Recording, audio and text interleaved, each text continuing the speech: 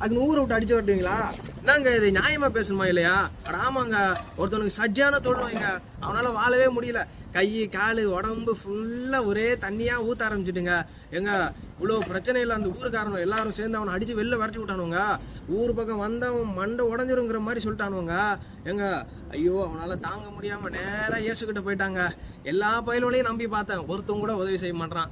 இவனுக்கெல்லாம் எவ்வளோ நான் வேலை செஞ்சிருக்கேன்னு, என்னை மதிக்கவே மாட்டானுன்னு சொல்லி இயேசுகிட்ட போயிட்டு, ஐயா எல்லா பயலோடும் நம்புனேன், ஒருத்தவங்க கூட எனக்கு உதவி செய்ய மாட்டாயா, கடைசியாக உங்களை தான் நான் நம்பி வந்திருக்கிறேன்.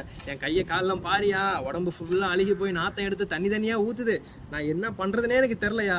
ஆனாலும் ஒரு நம்பிக்கை, உமக்கு சித்தமானால் என்ன சுத்தமாக்க உம்மால் ஆகுங்கிற ஒரு நம்பிக்கையில் வந்திருக்கையா சொல்லி இயேசு பாதத்தில் விழுந்து அழுக ஆரம்பிச்சிட்டாங்க.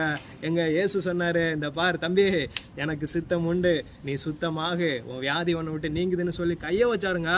எங்க வியாதி எங்க போனுச்சுன்னே தெரிலங்க, அவன் பரிபூர்ணமா சுகம் அடைஞ்சிட்டாங்க. எங்க இயேசு நம்புறவங்க வாழ்க்கை மாறுங்க, வந்து பாருங்க. மறக்காம சேனலை சப்ஸ்கிரைப் பண்ணிடுங்க.